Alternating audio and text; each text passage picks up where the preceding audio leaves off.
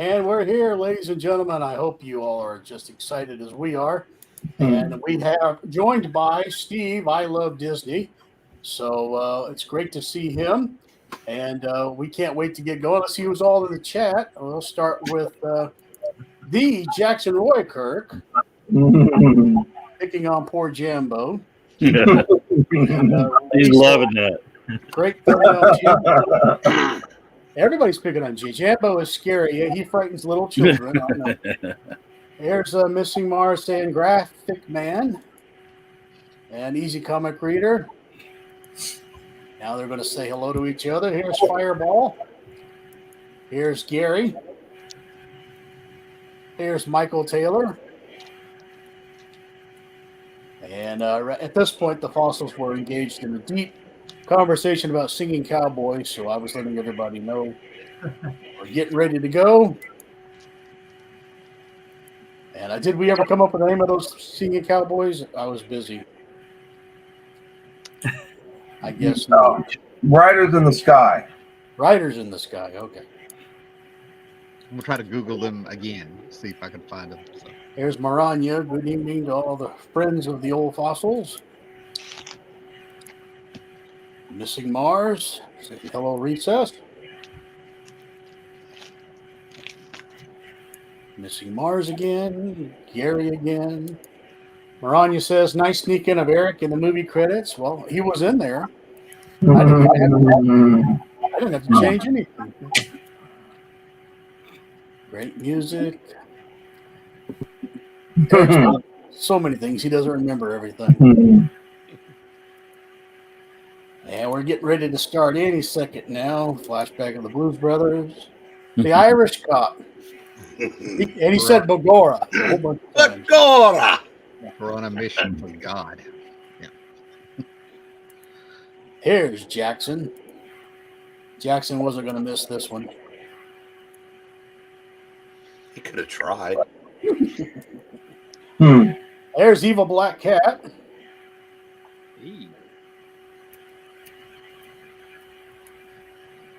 Here, jam it. See, the fun thing is to be on the show and be in the chat at the same time.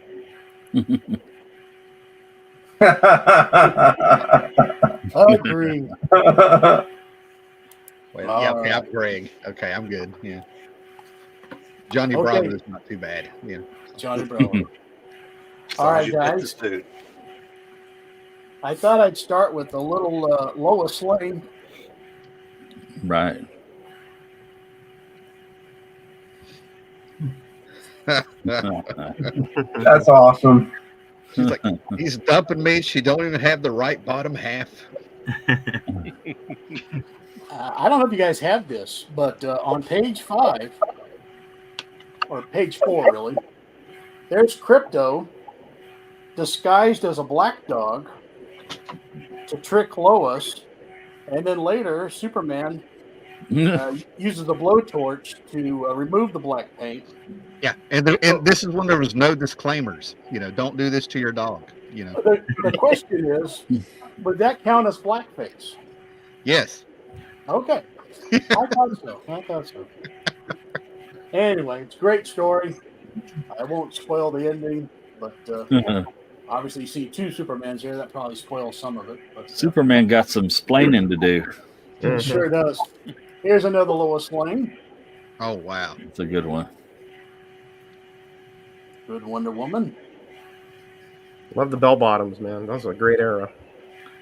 Pretty groovy. I like how Clark just, takes it all in. Yeah. It's not gonna break up a girl fight. Come on, Micah. yeah, right. That's the bro code. No matter who Everybody loses, I win. Yeah, bro code. Can we- You don't break up a girl fight. Is there a variant cover of that with both of them in a bikini and a Jello pool?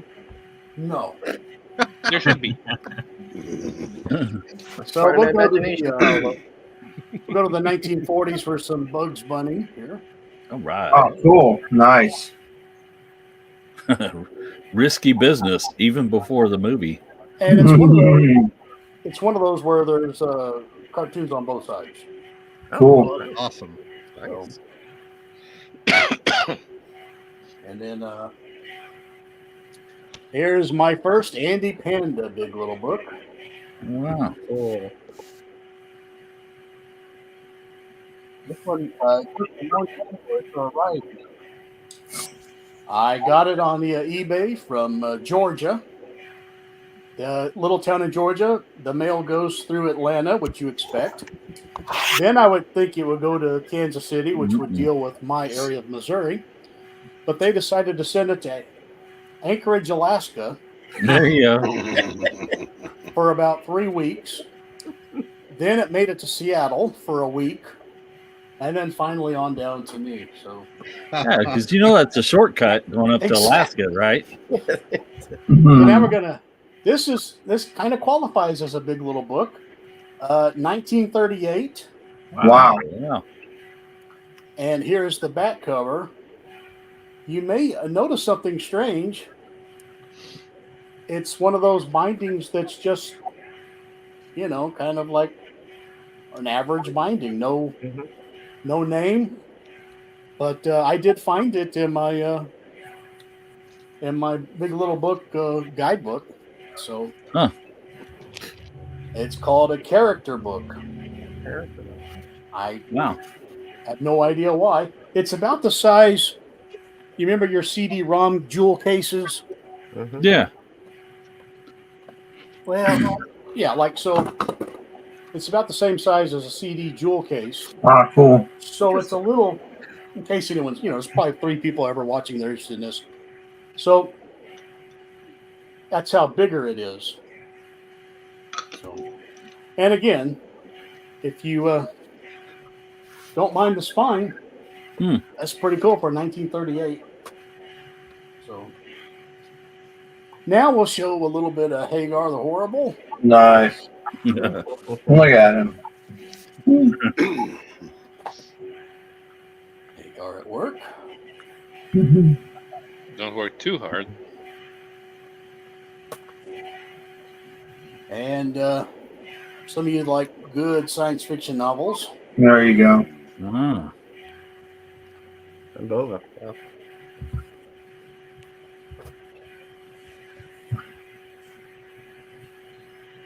Oh, the Chaos Fighters. Hmm.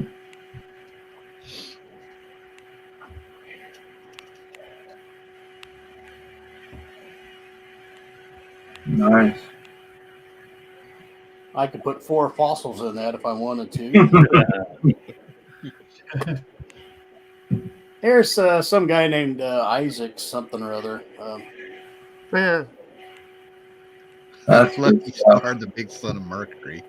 That's Thank you, Hmm. Lucky Stars. That guy's gonna have to turn into a robot fighter. that's a western in space, I guarantee it. Yeah. Mm-hmm. Now, before it focuses on the name, try to figure out the artist real quick. Oh yeah, there you go. Jim Well, Steranko. Yeah, I was Yeah. ready to say the head. He always drew himself on the covers, so yeah. And his wig still looks like that, same size, but he's shrunk. That's not Jim's real hair.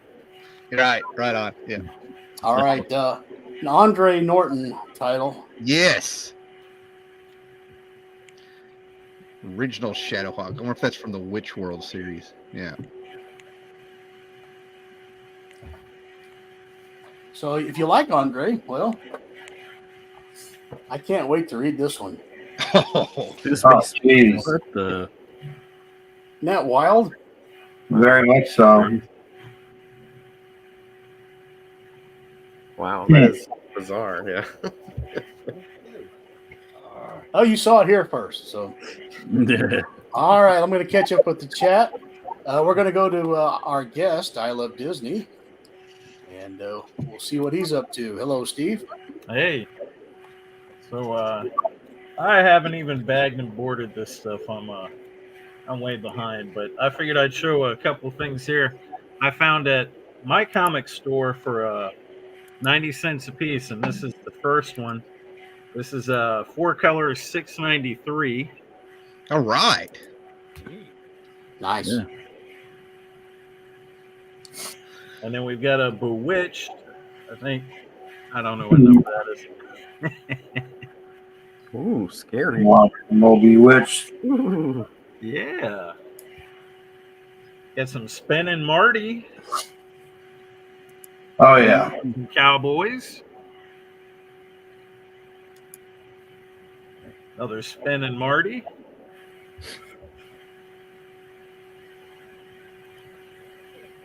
And another Spinning Marty.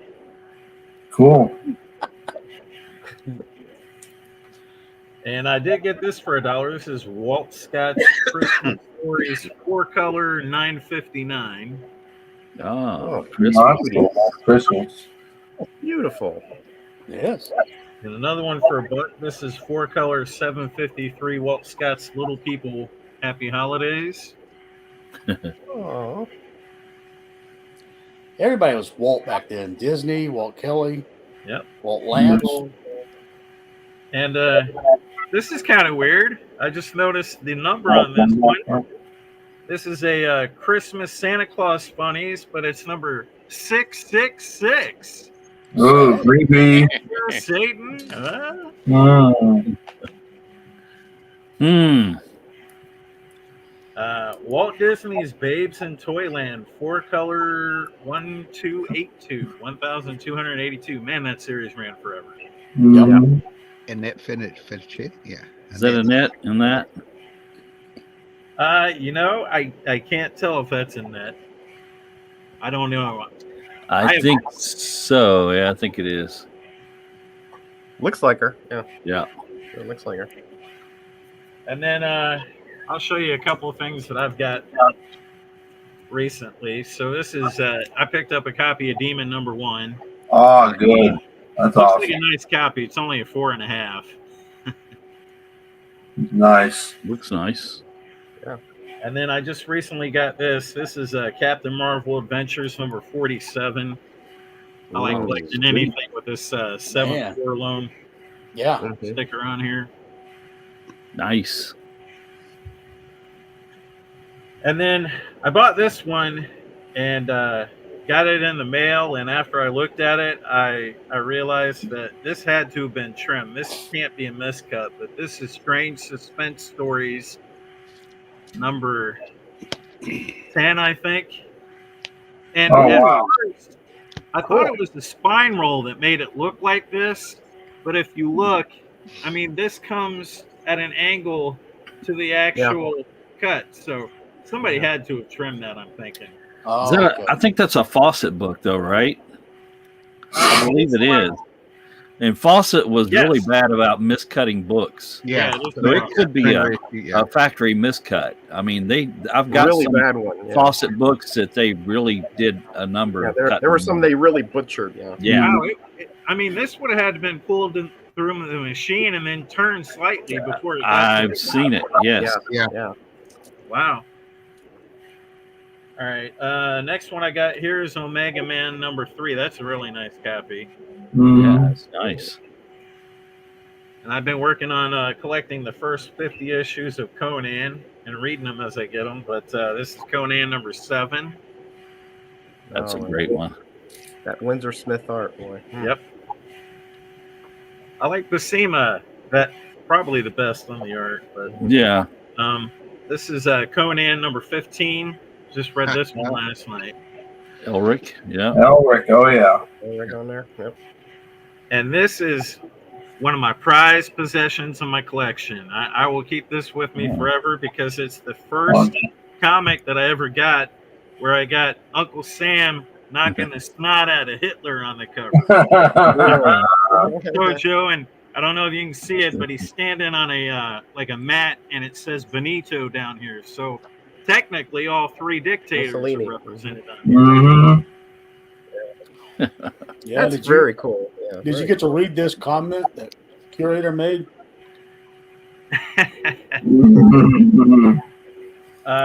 This is another really good one that I got. I showed this on Instagram, but I've never shown this in a video, I don't think. This is Super Comics from July.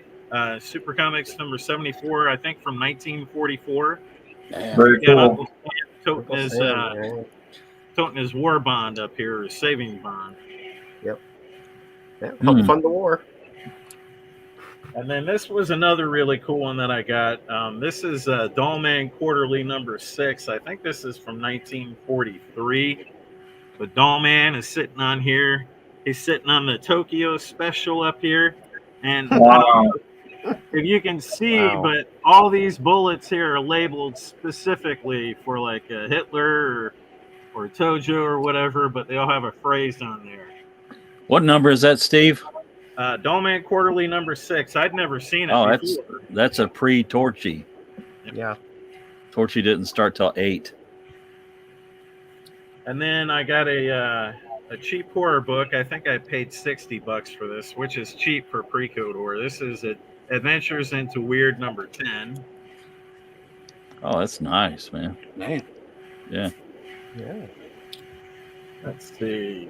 Anything else to show? Oh yeah. I read this one last night. So everybody knows that Jesse BWD has been sending out some really cool Christmas gifts to people. And I think he sent this one to Mike Night Tiger last year. And Mike asked me a couple weeks ago if I was interested in a Mad book that he had that he was going to send me for Christmas. So I said, yeah. Turns out it came from BWD. But this is Mad number 16 from 1954. And if you look at, I don't know if you guys know anything about this issue, but it looks like a newspaper. And there's a reason. I was reading this last night, and everybody knows about pre-code horror and how the comics code came out and ruined all of them. Well, this issue was trying to say that newspapers were just as violent as comic books for kids. And there are a couple scenes in here where they show like front lines from newspapers and talk about some guy had hacked somebody up and put him in a meat grinder. And basically, you know, it was satirical saying, you know, newspapers are just as bad as comics. and it was telling the readers of the comics that they need to go after the newspapers, pretty much. So I thought that was great. I'll go ahead and stop there for now. I think I've been rambling for a little while. So All right. Good That was stuff, buddy. Great stuff. Good stuff. Well, let's go to Metarog, and then Paulo can send some stuff over. All right. Sounds good. So I just completed this run thanks to my buddy Rayman, who I do a show on Tuesday afternoon at 5:30 with. So I thought I'd show you the complete run of the Mighty Crusaders, but starting back in the 60s with the Archie series.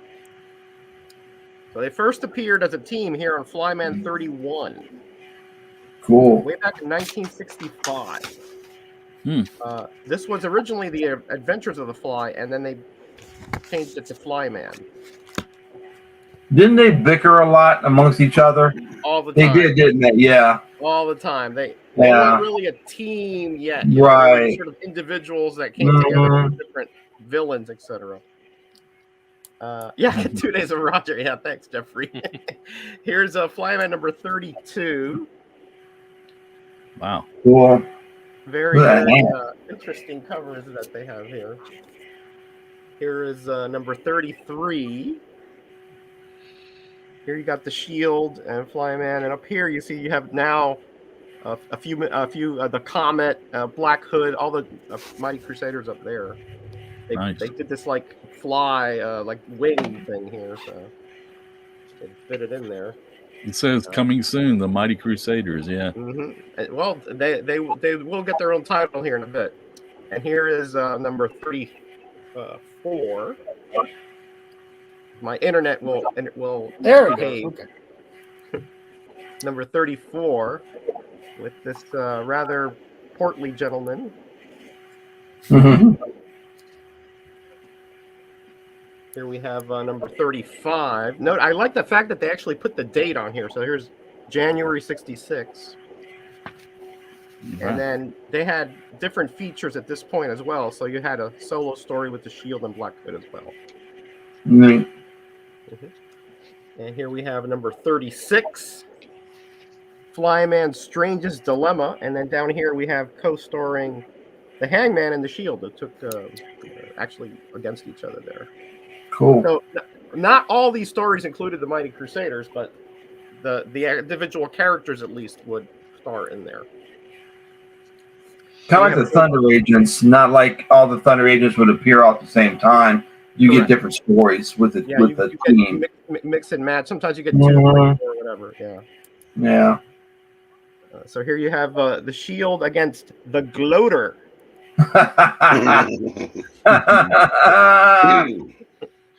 Don't Yeah. lose to that guy. Yeah, that's right. You'll never hear the last of it. Yeah, right. That's exactly right. Here is Flyman 38. And again, here he's teaming up with the Web. Nice punch. That's cool. Yeah, right. Looks like quicksand or something. I don't know what that is going on there. Anyway. One of those people, I thought quicksand was going to be more of a problem as I became an Yeah, adult. you would think, right? Yeah.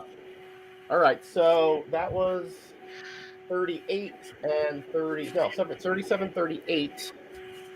Yeah, so here is 39. Now we have Steel Sterling down here. So as you see, they're bringing back all the characters that, they published back in the 50s, and they're trying to. I don't know if this was a reaction to the Avengers and JLA or whatever, trying to form a team, But then at 39, they changed the title to Mighty Comics Presents. Because now I guess they figure, well, the Fly is really kind of limiting us. So they're putting all the different characters. This one's with the Web against Iron Fist. Not the Marvel character, obviously. I don't know, man. Flyman in the Web. I mean, they just sound like they'd be natural, enemies Right. there. You'd think they would be not Yeah, so much teaming up. You're right. Yeah, mortal Like enemies. alligators and cows. Yeah.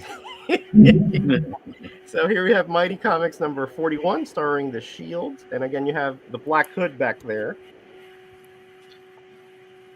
See, the Black Hood is one of my favorite characters. I mean, ever. Like, I just feel like that's no untapped potential, never been hit. Yeah, I agree. You're right. You're absolutely right. Now some of these are in rough shape because I found these in a shop and they were like I guess there was water dripping on them or whatever. So I've had to clean these up over the years. But here is 1967 number 42. And now you see they're getting like in the old the old kind of poster style where they're trying to like give you all the different action poses, super action, cool. fantastic, mystery. Just Good like the deal. old lobby cards, etc. So that is 42. So here we have 43. The shield battles the wrath of the Storm King. Mm. And then down here we have the Stunner, Mr. Scare, and the Web versus the Viperous Villains. Wow. Anyway. Here we have number 44, starring the Black Hood. And down here we have Steel Sterling with Spills, Chills, and Neat. Thrills. Yeah. I used lighter fluid. I had to use all kinds of stuff just to get these semi-presentable. 45 with Shield, and then we have the Hangman down there. Astonishing, amazing, incredible. All Very the great cool. adjectives. And here we have number 46 with Steel Sterling, Man of Steel, and the Web in the backup. Notice all this here is another cover that was sucked to it. Wow. It was almost on the whole cover, but this part was so ingrained I could not get all that out. Hmm. But it was like $1 or something, so I couldn't say no to that. Right on. The interiors are like new, so it's weird. Let's see, 47. Black Hood returns again versus the Skull. And then down here we have Mr. Justice. Remember Nice. Mr. Justice. Oh wow. That's a character you don't hear much about, even in the Archie circle. In the Archie circles. What have they done with these characters lately? Are they still being published or anything? I know that DC had them for a while in the Impact, and then they went on to another publisher later on, but I don't remember who they were. It was also DC, but they've all been race swapped and gender swapped and stuff, so they're not really the same characters. Not really the same, yeah. So here's the Shield versus the Amoeba Man. You can't make this stuff up. And the Hangman meets the Phantom of the Penitentiary. Right? It's great stuff. All right, so I'll end with these, and then I'll show you the Mighty Crusaders on the second round. Number 49, starring Steel Sterling, Man of Steel. The Fox, remember him? Yeah. Kind of a Batman-like character. Also staring here.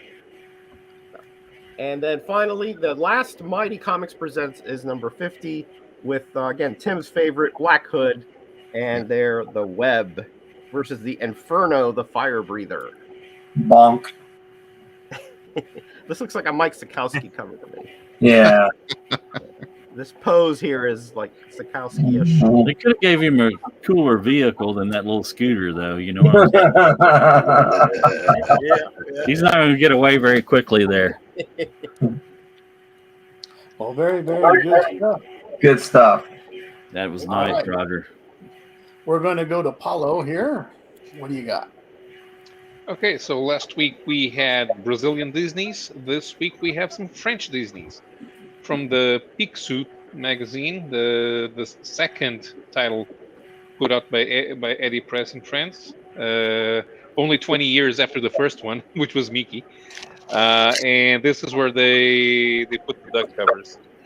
Picsou being Scrooge's duck in France. Mm. This is issue number 1. I picked some random covers.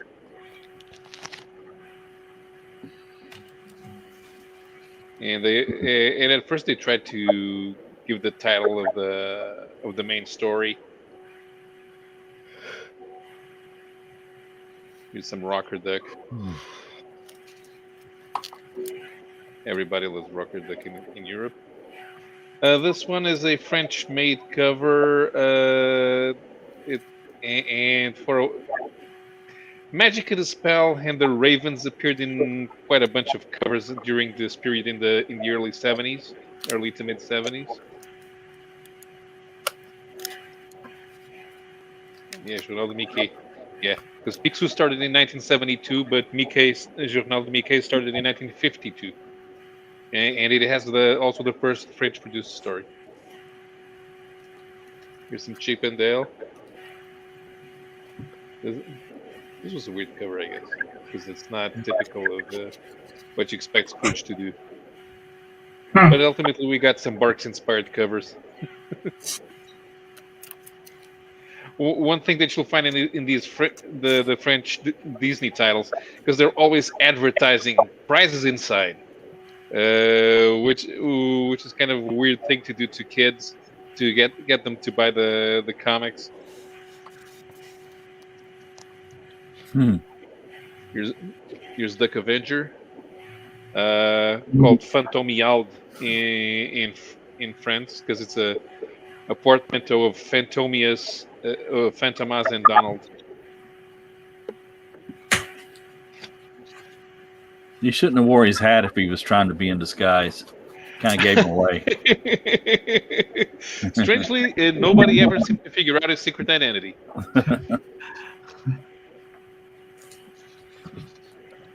Scrooge with the nephews.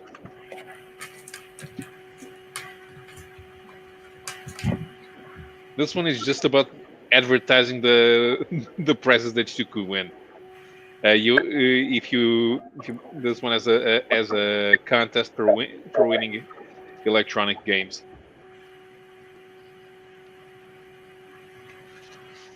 And this is an album published by Dargaud. Yeah, the Fantomas, because the Fantomas was the inspiration for the creation of Duck Avenger in Italy.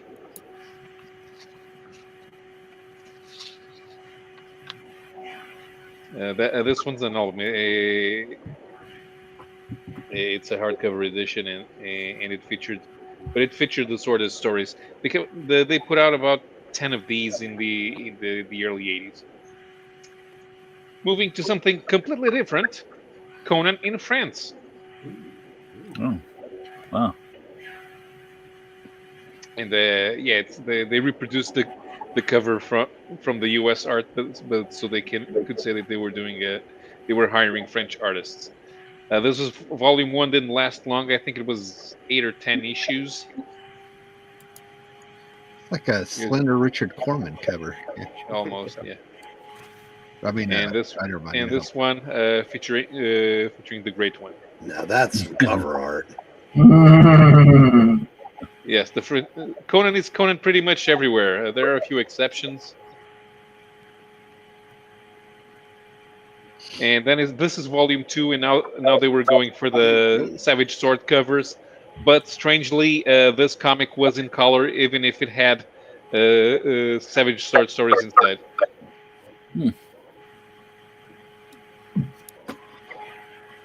Not weird. That was a reproduction of a Marvel cover. That one had a Earl Norham, I think. Yeah.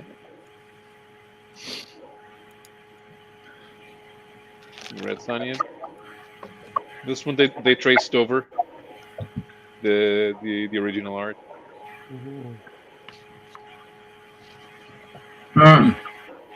This is Bob Larkin.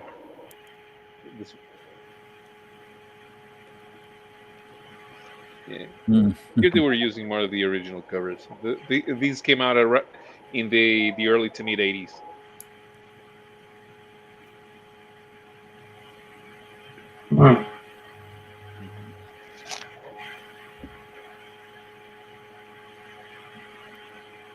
I think that's Treasury edition. I think I've seen that art in a Marvel Treasury edition.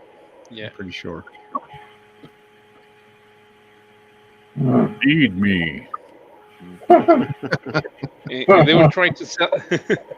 They were trying to sell these next to the paperbacks, because they're advertising they're using the story title for advertising purposes instead of the character name.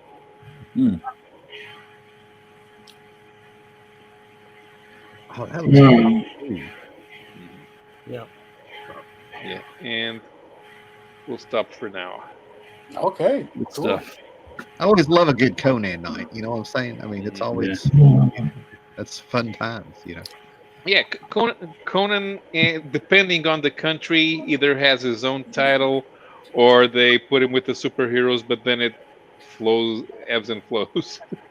Like in the UK, they merged Avengers with Savage Sword. Wow. Yeah.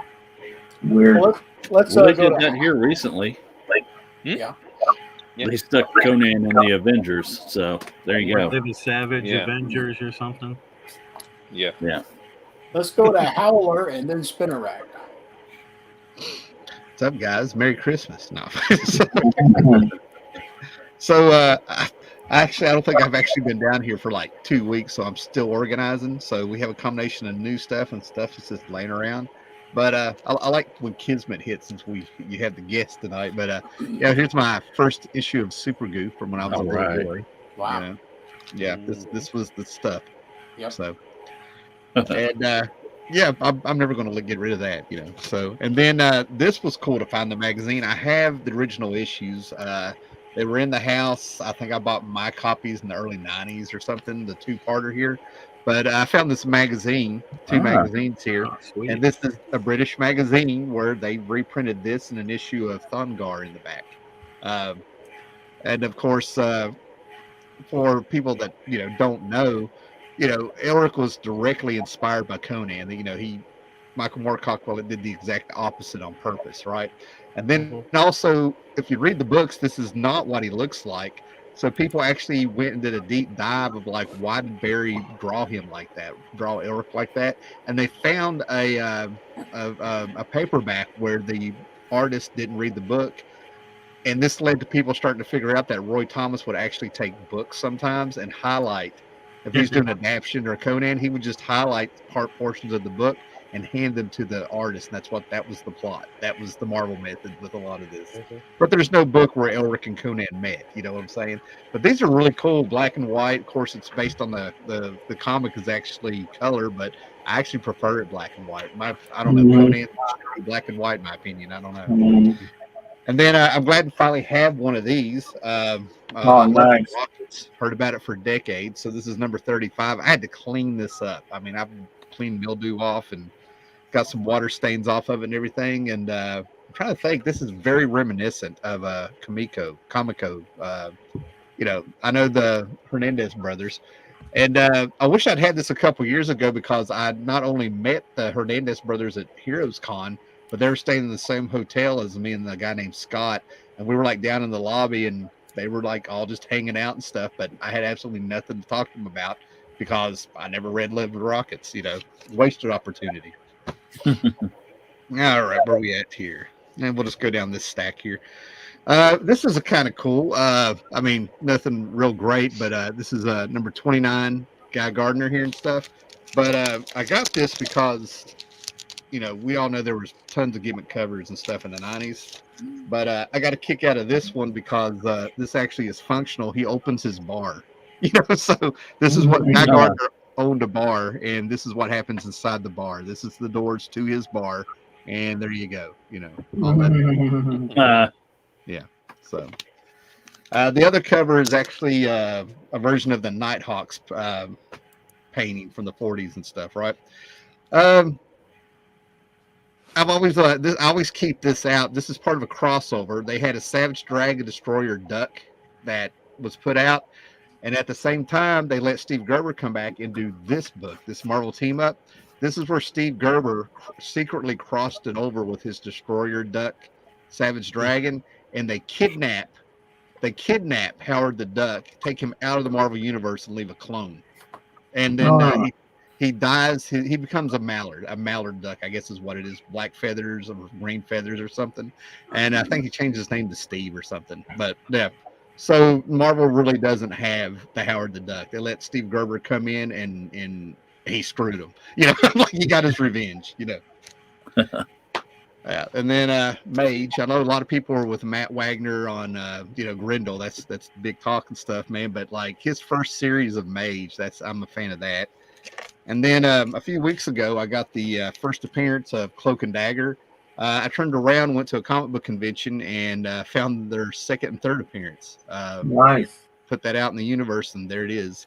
Nice. These were cheap. These were like $2 a piece, And then this is the cover I wanted of this. Supergirl came out. It had a bunch of printings, and these were actually hot for a little bit. I don't know. For whatever reason, I think Mike Turner did some covers somewhere. Something was going on.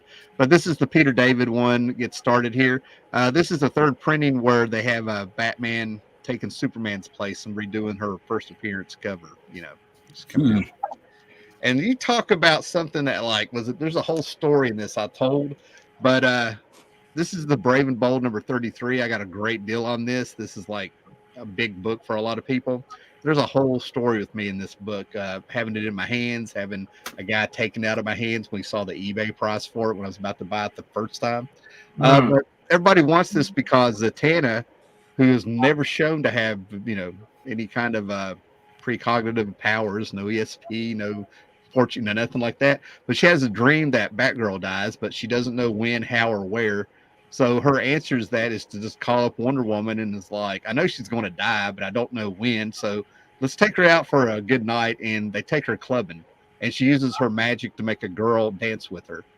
This is her idea of giving her a good night. And then at the back of it's got a 2-page splash, and when she answers the door, there's the Killing Joke Joker about to shoot him. I was like, what? I'm like, that's it? Some things are just led to be unknown. Immortal Hulk, I've made a game of this. I've got 39 issues that I paid $1 a piece for. My game is to get all 50 issues $1 a piece. But I got a number one that I paid $8 for off of eBay, but I had a director's cut for $1, so it counts. Tons of covers on this series. But I like this one. I love this may be my favorite Alex Ross cover ever in the 30 years I've been like getting his stuff, man. I just like this feels like 1963 when I look at it, even though I wasn't there, So just love that. I'm just going to get this. I'm so close to having all the Miracle Mans. This is number 16. This is the last Alan Moore issue. I've read the Neil Gaiman issues now in trade. I've got a couple of those, but yeah, the Eclipse comics. I think I'm real close to having all of the Alan Moore issues. And that's probably where I'm going to stop. I don't know if you've been reading the current Marvel book where they returned. Gaiman's finally given us the story that was supposed to have ended 30 years ago. And then and I'm going to hurry here, man. This is like one of my favorite issues of Ghost Rider. Had this since I was 6. I just don't know if this is original or not. But Jim Starlin comes in, and they have like mystery inkers on it. And what's great about this is that he actually races death. Is what's going on. And he cheats to beat him too. Yes. Now, 2 funny things in this. Apparently, the stepdad must have went out and got a stack of comics that month. And that's why I remember these. Apparently, it was a rainy Sunday, and I grabbed his stack of comics and read it. Because in the advertisement, it tells you this issue, I think it's 232 or something, of Captain America came out. Not only do I have the original of this, I remember reading it, but it's got a letter from Kurt Busiek in it before he was into comic, as a writer. So apparently, I remember this whole stack of books the stepdad brought home one day. But it's just I love it. It's so 1979 and so Jim Starlin. It's awesome. And who said they knew that he cheated to win? Who was that? That was me. Roger. Roger, you get 100 Cool Kid points. Save them up. I'm a big Ghost Rider fan, Tim. So. I'm going to go ahead and tell people I've been completing these holes in my, filling up the holes in my runs and stuff. And I've had this 2-3 issues of this 1989 miniseries of Catwoman for decades. And I finally found a number one in a dollar bin, and I read it, and this should have stayed in 1989. I absolutely, from beginning to end, absolutely nothing happens. There's a few, if you read Batman Year One, there's a few pages where they recreated the art and stuff, but from this issue to this issue, I can't tell you that anything happened or anything changed. I'm like, what was this? But I've got it complete now. I heard a buzz about this book, and that cracked me up. Alien Legion #1. I don't know if you guys have read Alien Legion. It's a good book, but like it's different. I'm like, It is the thing because you don't have the attachment to the characters, and it's supposed to be the French Foreign Legion in space. space, yeah. Everybody ends up most of the characters end up dying. Others get promoted. Well, the kid, For, you're right. Go ahead. Yeah.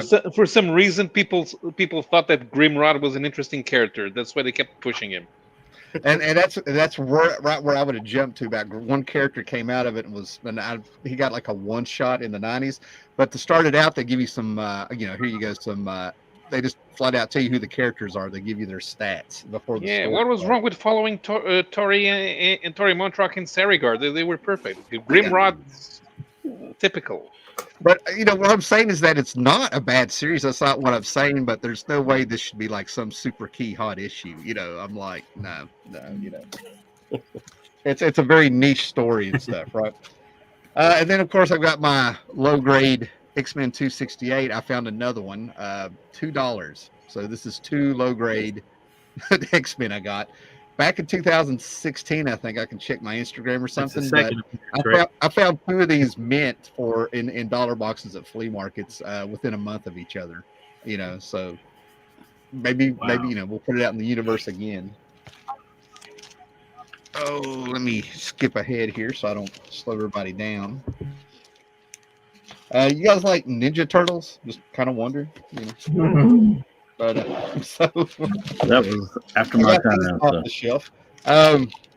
Here's the movie adaptation from 1990 that I think Kevin Easton and Peter Laird did, but I don't know to tell you they did it or not. The art style matches, but there's no credits inside that I can find. So I don't know what that means. I don't know why they would put out this fantastic edition of the movie adaptation from 1990 and not tell you who worked on it. That's kind of weird. And then this was the last issue around 8. This came out in 1990, and this was the last story arc for the Mirage series. I think it ended with number 62. So they went out with a bang where Eastman and Laird came back and they did City at War. That was 12 issues. This is number 50. This was the last issue I could buy in a comic book shop when I was finally able to get to a comic book shop because some of my friends, they got their license and we could drive an hour away, which was amazing back then. That an hour away is where the comic book shop was. So I found the rest of these like in dollar boxes trying to get this last 12 issues, and these just sold on eBay for like big money. The 12 issues, I think they went for like $235 for somebody who had all 12 the last time I looked. Wow. Yeah. So yeah, and I keep trying to find it in trade, but what did I do with it?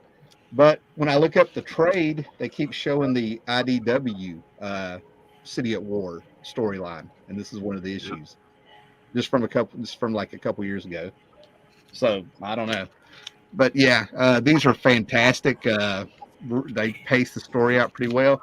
Yeah, and this is some IDW stuff I've got. Like I said, I just pulled some stuff off the shelf, rearranging stuff. Baltimore Comic Con. Steve, did I get these when I was with you? I don't know. It looks familiar. It has to have been. Yeah, but I don't know. I don't know if I had that Baltimore. It might be a variant. I remember seeing the Baltimore Comic Con one in my collection. Right on. That's what I mean. I can't believe it's been 5 years since I've been up there. So 2016. Oh wow. Yeah. It's flown by. Yeah.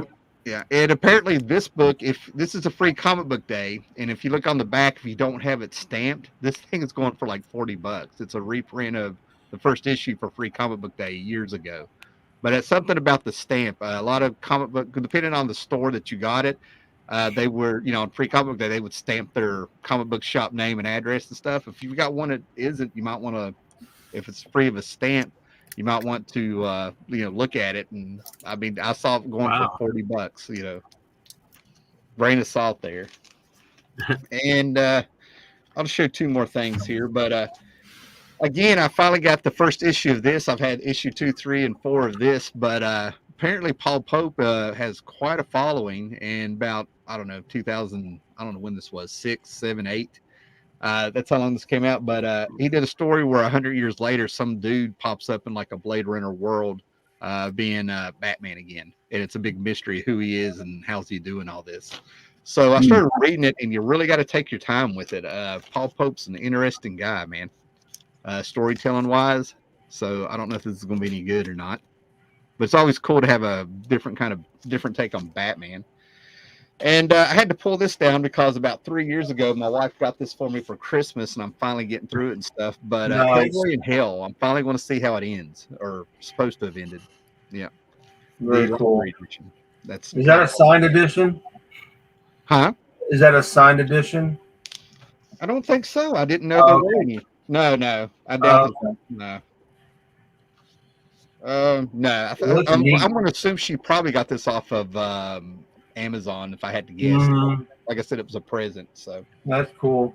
yeah. So, but I've had it for 3 years, and I can't believe I haven't finished it. Mhm. So I'm actually going to stop there and just watch you guys for a little bit because I'm the dude that's got to get up early to go to work, and I don't want to rush off on what everybody's got. Mhm. So, thanks a lot. Nice. Good stuff. Awesome. Man. Good stuff, Tim. Good stuff. Yeah. All right, we said we'd go to Spinner Rack next, so here we go. Hello, everybody. Hey, Stan. Jackson Roykirk was glad that I was here to the start because we didn't have any fossils, and now tonight here we are. We got everybody probably wishes I wasn't here now. No. All right, Betty and Veronica. This is issue 94. Kind of a sexy cover, and then this is the original art to that issue. Oh, nice. Nice. Ooh. Oh, I show this stuff every year. People probably get tired of it. No.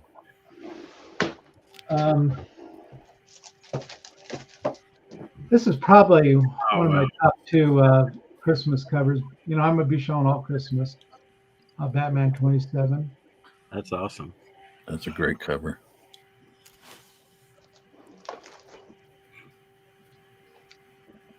And a little Casper Christmas action.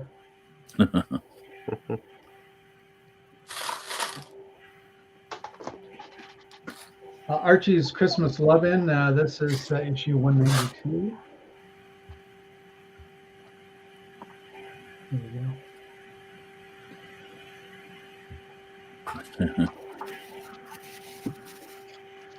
And here's one for Steve.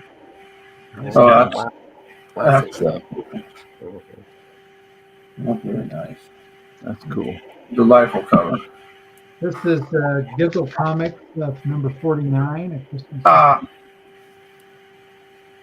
I love the giggle covers. They've got a lot of Christmas ones. mhm.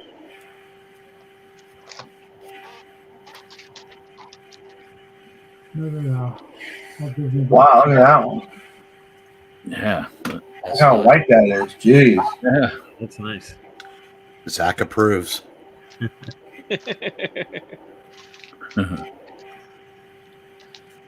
Nice. Mm.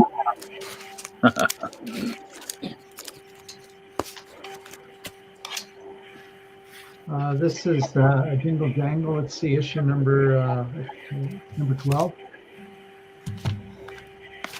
Very cool. This one isn't specifically a Christmas cover, but it's a cool, cool cover, and it's just great art, and 96. Jeez. it's got some holiday themes to it. Yeah. It's amazing. Let's see here. Here's another kind of winter themed book.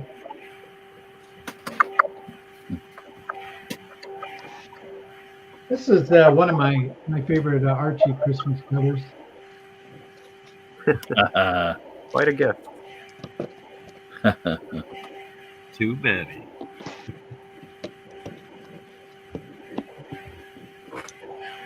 Oh, that's really cool. I like that. Wow, that's a colorful cover. Yeah.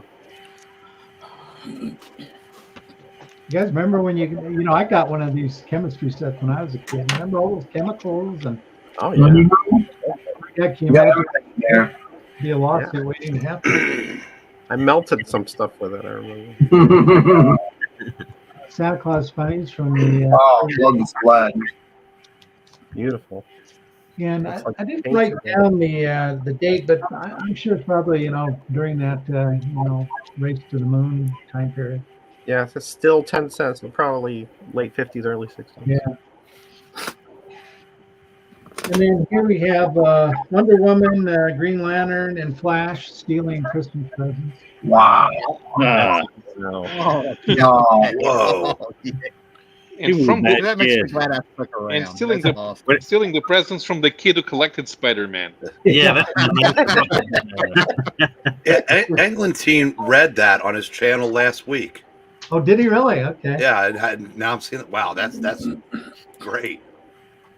Jeez, look at that one. Yeah. Oh, Wow, that's really nice. Man. and then this is Funny Animals number 2. oh, that's awesome too. Very nice. And then I'll end this round with kind of more of a game book. Riddles. Calling all kids. Yep. Cool. Great All right, stuff. Mark. Man. Now those are some Christmas Very books. cool, Dave. Yeah. Mm-hmm. Absolutely. Guys, I want to bow out. Happy holidays. I'll- Merry Christmas. Merry Great Christmas, seeing happy everybody. holidays. See you, Tim. See you, Tim. Good seeing you, Tim. Take care, buddy. All right, I guess we're going to go to Jambo. Oh. All right. Know how to Yeah. follow that up. Sure, you can. Batman Oh. 5. How about that? That's Wow. a Boy, that's expensive for back then. More like that. How about that? Wow, that's in great shape. Yeah. Could have fed the whole family with that. Some FemForce.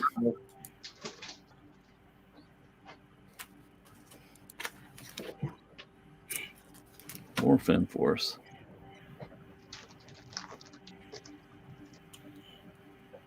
Who does the covers on those, Jambo, you know? Bill Black. Mhm. There's a lot of yeah. There's number 1. 4 girls fighting a T-Rex. Can't go wrong with that, right? T-Rex has no shot. Any of them named Tammy? Anybody's seen that movie? Wow, look at that. Guy got a racket going there, making him some There he counterfeit is. money Yeah. from 52.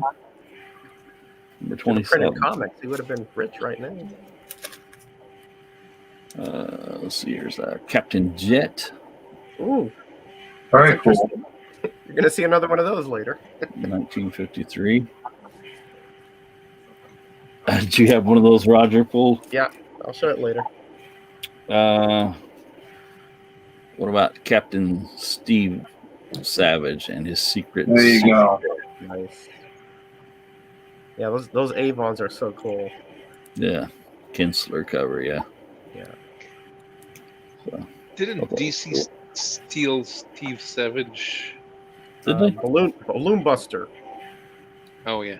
Yeah, Balloon Buster. Marvel family. Wow. Beauty. Let's see. What about Captain Marvel? It's got a Bonnet's bookstore stamp on it there across his face. Mm-hmm. It's from 48, number 89. Clobbering. Oh, what's his name there? Savannah. Savannah, yeah. Back to Savannah. Let's see, I got one more. Hey, Micah. Ooh. There you go. Couldn't show that though without showing that. There you go. Oh, that's fabulous. That is awesome. That's fabulous. I have fun. That's great. All right. I guess we're going to go to Eric Byrne. I don't think we've had Steve yet. No. See, So many of us. I know I'm contractually obligated to follow Jambo, but Hello, everybody. Hope everyone's well. Gonna start out with a few paperbacks. I picked up a dealer up on Instagram. A lot of Elric going on, and Yes. so these I picked up. This is the second of the series. Sailor on the Seas of Fate, and That was always one of my I'm trying favorite covers on that book. oh yeah, the Michael Whalen covers and this one. Yeah. Did Michael Whalen do this cover? Yes. I couldn't see it in the side of the book.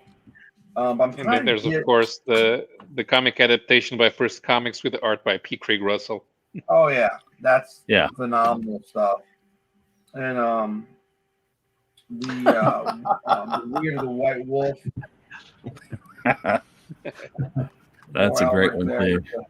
with the sword doing his action there, Stormbringer doing Yeah. his thing. The Bane of the Black Sword. Yes. Nice. Such and great reads, man. All that stuff. Stormbringer. Oh, absolutely. I'm trying to get them all in order, and I really want You're right. all the doll. Yeah. books. These are I've got all of them, very- but number one now. I loaned one to a friend, the number one, and I never No got way. it back. So yeah. Mm. And I tried to get one off of eBay, and it was some guy was wanting $100 for a number Nah. one. I was like, what? Yeah. Paperback? Yeah, you'll find. Yes, the paperback, the doll paperback. Yeah. These are range about 13 a piece on these, and this I love this one. Yeah, that's a great one. Yeah, and then I also picked up. I do not know anything about it. I've not read these at all. I never even heard the author. Maybe you guys have. James Branch Cabell, Dream of the Jest. If Haller was here, he might know about this. But the covers are just really crazy. They look like they'd be really good. And I bought all of these at the same time. And this is from the same author. This is called The High Place. That's just kind of cool looking stuff. Yeah. There's a guy, collectible science fiction on Instagram, that has phenomenal books like this. You got to be quick. He goes fast. He posts something and then people snag it. So that was kind of like a Christmas present to myself, kind of. I bought all those at the same time. Nice. And then I got an AOK. Those who follow me on Instagram saw that from Jess, BWD Comics, sent me an AOK and some other people. He's like the Santa Claus of the comic community. He is. He's like, he comes down your chimney and you got a box full of comic books and it's stuff. I've seen Mike Tiger had one. Yeah.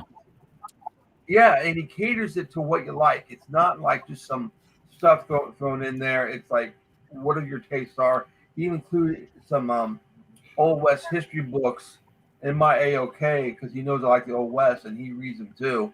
And he sent me some books on that as well as these comic books that I'm about to show. So onward with that.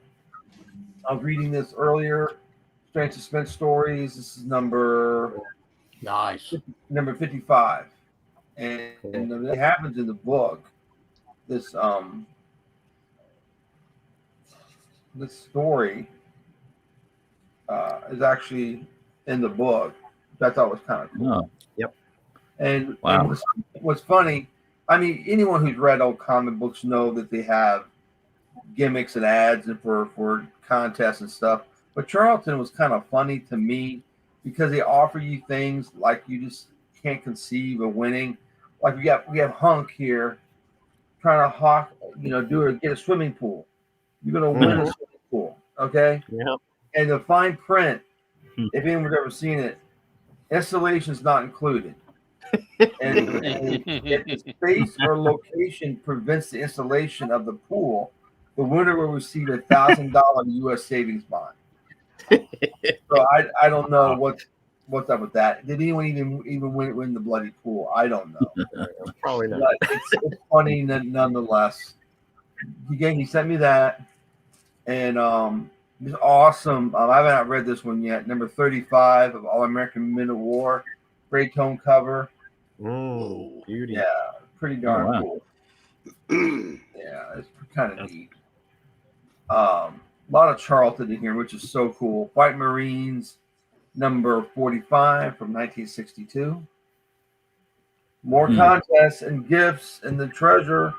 Charlton loved that. All And again, I read the Charlton Companion, and I don't remember them mentioning about these contests if anyone had ever won the pool or whatever that they're giving away.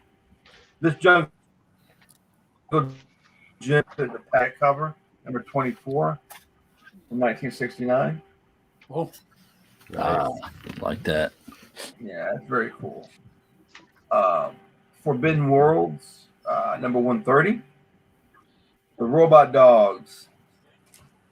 And he's sunk. Magic Man. Yeah. Mm. Magic Man. Yeah. Robot Dogs. Sweet. You need some Magnus, love that series. Yeah. some Magnus action going on there. Intimate. I don't know what number this is. He didn't write it on the back. He usually does. But from Charlton, I never even heard of this title from Charlton. Wow, I haven't either. First issue of Intimate. Love the logo. I like the font a lot. Yeah. And Nice so cursive. that's kind of neat to have. That's gonna, again, the romance stuff from Charlton. It's on the far end of what I get when they come my way. I'll take them in a heartbeat.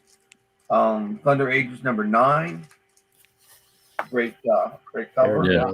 No man Nice. going, saving the damsel in distress. This one I really wanted. It was funny. He had posted this on Instagram, and I just said, "Wow, that's a cool book." And then he said, "Okay, I'll throw it in your box." This was back in June, so June or July, during the summertime. So, Rookie Cop, number 32. Oh yeah. I like the title. It's just quirky enough and good from Charlton. Tough book to really get a hold of. I got like 1 or 2 copies in my collection. Issues. And this makes my 3rd, which I'm very happy to have. This was a nice surprise too. Lone Ranger, Del 4 color, 125. nice. Wow. He's not even in a red shirt, which I was Right. surprised when I saw this. But this is very cool. Wow.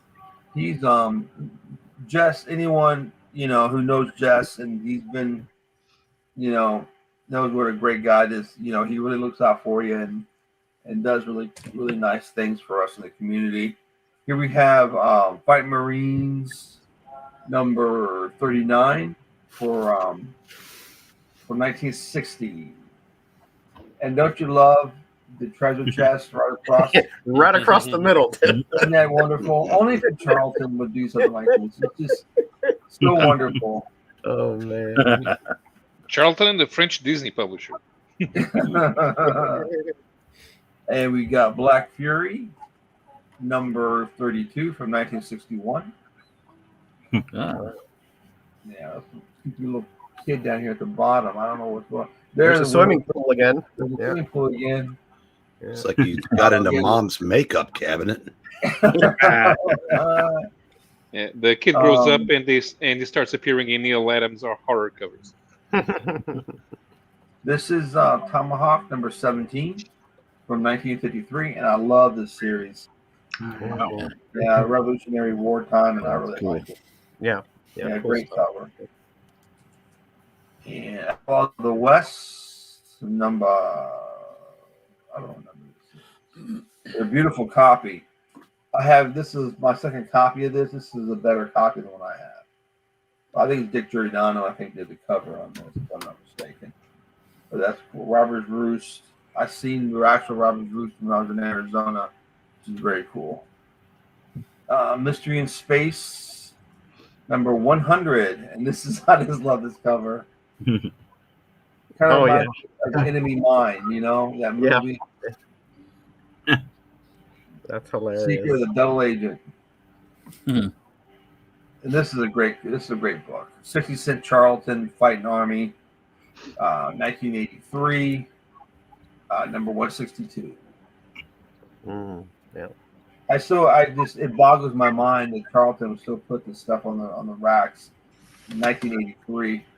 You know, it's just you didn't think people would care anymore. You know. Yeah. They didn't White last Earth, much longer than that. But yeah. number 32, 1960. Beautiful copy. Cool. Look at those Very colors. Very nice. Yeah, to find Charltons with those colors is not easy. Oh as yeah. Yeah. Yep. War and Attack, number 61 from 1967. Beauty. And I'm gonna finish up with some newer stuff that he sent along. This I didn't get back when this came out from Blazing Comics. I probably didn't see it, but I would have if I did. This is G8 Battle Aces, which I love the pulp and the paperbacks. Great book. I might have to find these now because it's a huge collection. A series called Orbit. I'm not familiar with it. Isaac Asimov science fiction magazine. This is number 2, number 3. Number 2 is right here. Number 3 looks interesting. It's good sci-fi, so I'm all over it. The Magic Order. Never heard of this book before. Looks interesting. Adam Hughes did the cover on this. It was very Cthulhu-esque, H.P. Lovecraft. Oh yeah. Thing going on in the background. So I'm going to give it a read. There are 2 volumes of that. Okay. Grindel Zero, which very cool. Oh yeah. Siegel and Schuster, Dateline 1930s. 1984. Nice. And lastly, the whole Willow series, 1 to 3. If Tyler was here, he would. Willow. Yeah, he would chime in on this because I think he's a big Willow fan. So, speaking of Elric, it was Howler who got me into the books. I mean, I knew about the character from the first series and the appearance of Conan, but I never read none of the novels. And then when Howler came out, we went to Baltimore Comic Con together in 2016. He was telling me more about Elric, and then I started diving into the paperbacks and fall in love with everything, you know. So if you're watching Howler, you know, thanks, buddy. I'm enjoying the books, and that's that. I'm done. So I'm just gonna hang out and see what everybody else has got going on. Thanks, everybody. Stuff. Awesome. Well, I've been getting emails from Jackson Whitekirk asking me not to go to Eric, but I have to. So Sorry about your damn luck, Jackson. All right, we're going to do it first. I'm going to preemptively bring Roger. oh, Couple things came out today. Yeah, I know we got a lot of Western fans here. If you haven't given this a shot, I recommend this. That came out today? Yeah, this is issue 5. I've touted this, basically all 5 issues of this series. It's the Brubaker, Sean Phillips team. Well, that Jacob's his son, and the writer, Chris Condon, is definitely studied under Brubaker because this is phenomenal. Thanks, Michael. Cover looks great. And Speaking of Brubaker Phillips, this came out today. The it's not criminal. It's not what was it? It's not the Reckless series, so it's something totally different for them. Really looking forward to reading that and seeing what it's about. All right, on to the books. Eric, is that a one-shot, that Brubaker book? Yeah, this one is. Okay. It's Action Comics 363. Wow. 394. Money to burn. Not really. I think that money was going to Ukraine, so that wasn't very nice of him at all. 397. I remember that story. 402. The colors are gone. 406.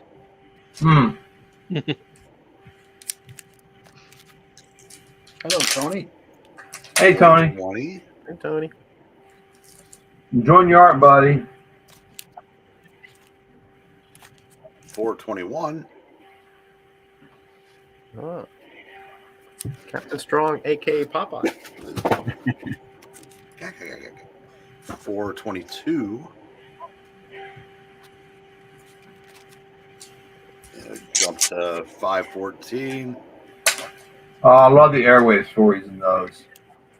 And, well, Maranya asks, and I have no choice but to answer. There you go. Oh. Yeah, a lot of Gil Kane action Oh, on that yeah, one. that's Oh, beautiful. man. Look at that. That's You can great. see up Superman's nose. Yeah.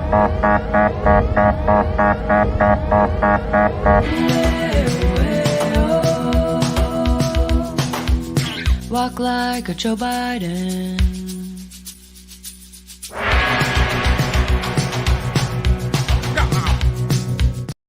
Wow. Oh my goodness. Well, that was an abbreviated alarm, which is good because here's some more Gil Kane. Oh no. Did you just go Peter Brady on us there? Yes. Well, what do you know? You have a Holy third helping. cow. You can see up Superman's nose again. Now we're going to go to the world of Archie. Archie Giant 188.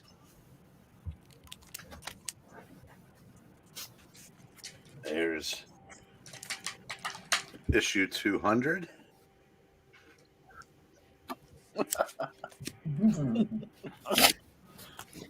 Heard Batlash mentioned earlier. Here's number 1.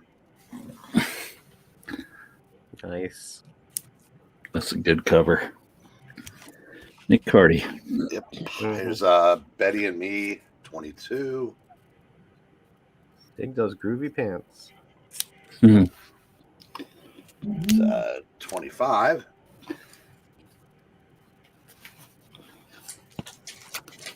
Now we shift to Betty and Veronica 213. Wow. Blazing Battle Tales. Nice. Atlas. Oh, good That stuff. Let's see. Bugs Bunny number 55. Yes. Might as well, yeah. Breen Dave proper. Yes.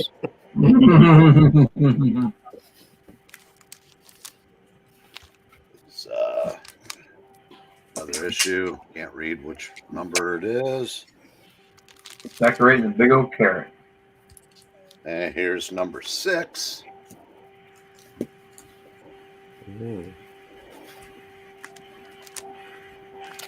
And we'll end with a couple of captains. Here's Captain America 136. Nice. And Captain Marvel 33. Oh, cool. That was one of my. That's a great book. Mm-hmm. Yep. Good Starling cover now. Mm. Before Thanos became the most overused character in fiction. Yes. And- Yes. And his little That's his last- helicopter. That's his last appearance in Captain Marvel. Then he only comes back in Warlock, and then he dies. And stayed dead for a few years. For a while, yeah. Thank you, Tony. Great stuff. Is anybody in a real super hurry like Metarog or Spinner? I'm probably gonna drop out after my next one. Yeah, I have like a 15 or 20 minutes. So. All right, we'll go to Steve. I'll forego mine. I have a very small amount here. All right, I'm gonna finish up with some Christmas books. So somebody showed this earlier. I think it was Spinner. Oh, Yep. yeah. Great cover. Nice. There's Famous Bunnies number 161. Santa's missing his crackers. You forgot something. He was kissing mommy or something. I don't know. Something going on. Rudolph the Red-Nosed Reindeer. I think this is issue 2. Hmm. It's a nice cover. Wow, those are hard to get, Steve. And here we go. Giggle Comics. Let's see, number 69. I love this one. Oh, that's a great one. That's a good one. Wow. Yeah, those ACGs, man. Let's see, Giggle Comics number 37. This is another good one. I love this one. Oh yeah. Is that his name is Giggle, or is that the name of the book? Is that the Yeah, little, he's Super Cat. is that what that is? Okay.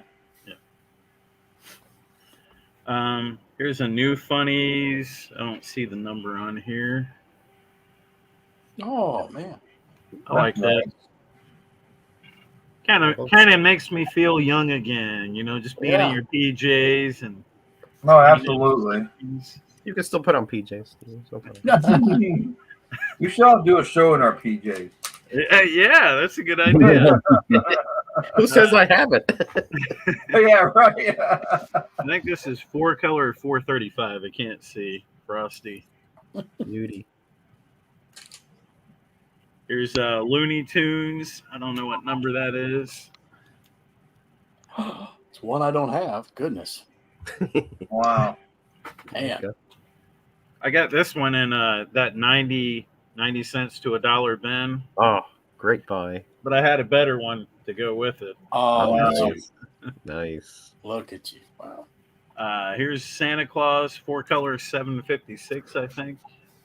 Oh, look at that one. That must be the Coca-Cola Santa. Yeah. It Looks does, like it, yeah. right? Yeah. Here's another Walt Disney and Christmas Land, or Christmas and Disneyland, sorry. Here's another Looney Tunes number 123.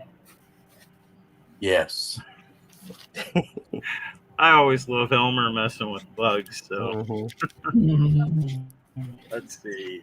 Here's one I got from Eric's store. This is a Humbug from January 1958. Wow. Oh, nice. I've never seen that before. Scrooge on there. Yeah. I just recently got this book about a month ago. This is not a comic, but this is Liberty Magazine from December 25th of 1937. It's got a great Santa cover on there. Can you see what's in the stockings there? Doggy. No. Yeah. Being a kid. Just get a nice Christmas. I am not doing a giveaway, Jackson. Steve, when were you at Comic Book World last? Probably about a month and a half ago. You weren't there. It was on a Saturday or something. I actually work for my brother on Saturdays, but I've been working mostly from home lately anyway. But he heard you were coming, so.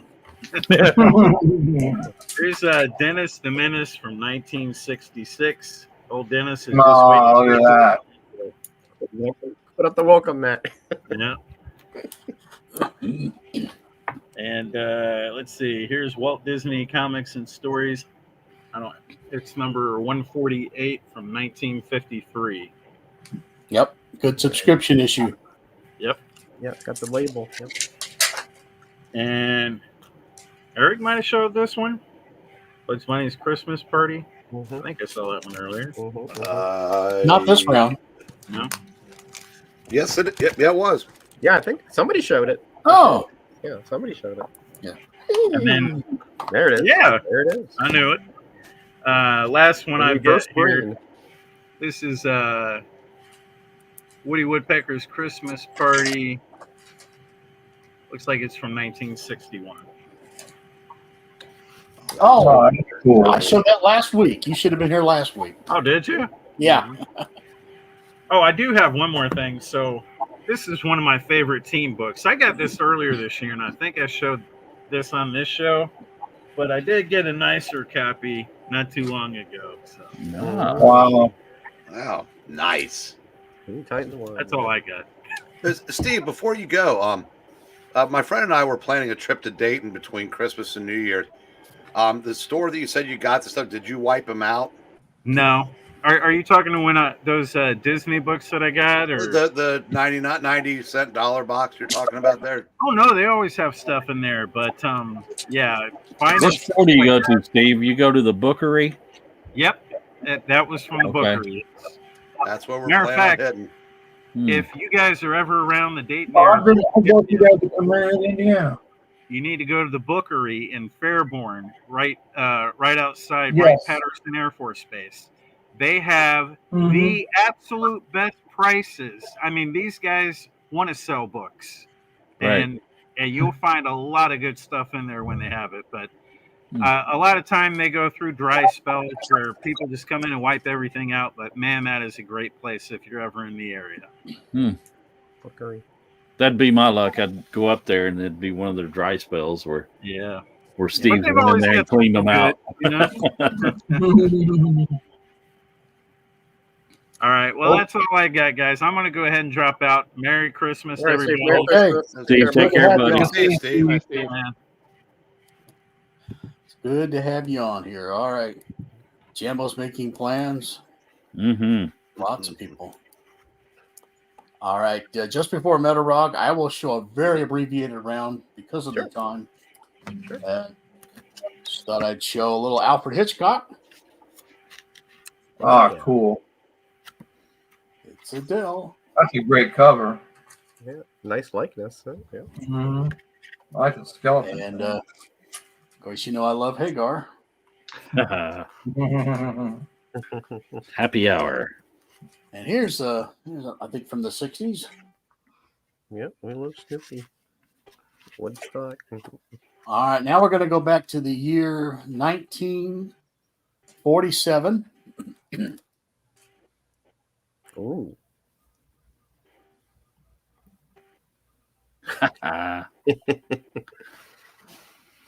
Oh, the old fork the apple. Well, they're breaking a bunch of laws there, impersonating an officer and theft. And what else can we get them for? I think it's in Portland that they can get away with that.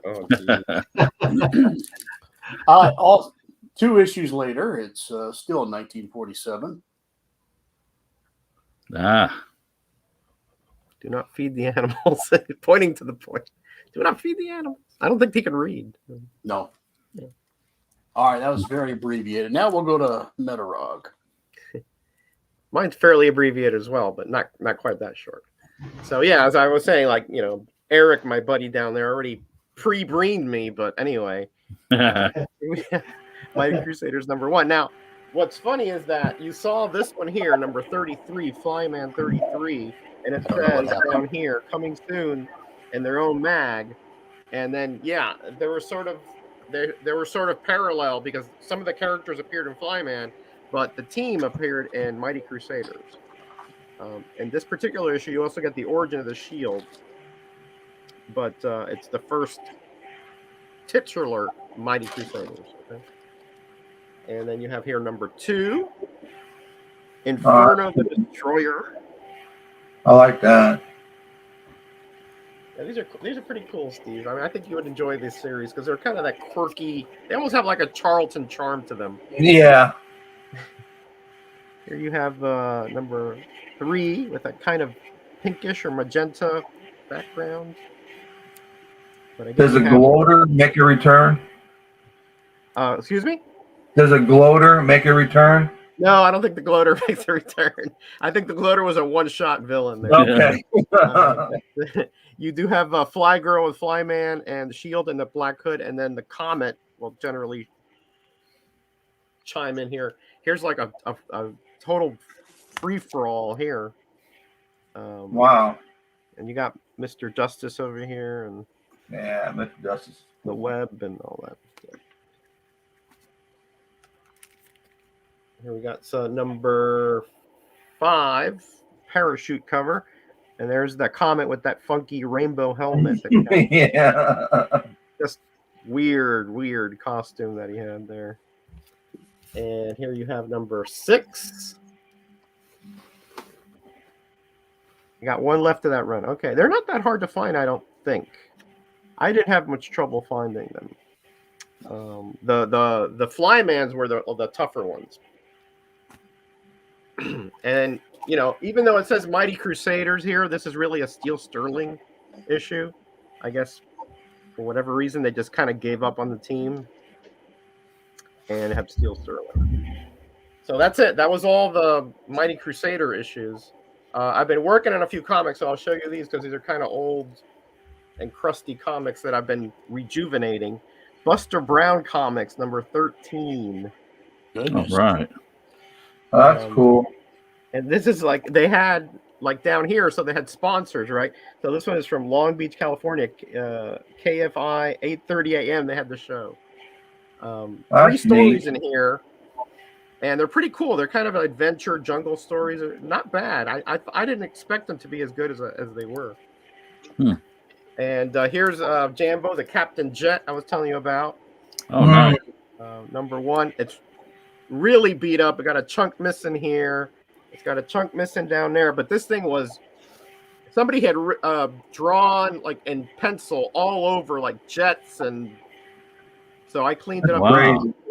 There's still a little bit in the jet there that I could not get out because it was. You just did a good job, though. It was just like, it was like this was all black. This jet part. So. You know, Wow, you did a real good job. But I take pride in rescuing these things. I bought it for like $2, but it was like just destroyed. How'd you get it off? Did you use a eraser? I used eraser. I used Absorine. I used magic eraser. I've used pads. All kinds of stuff to get it off. Yeah, that was a challenge.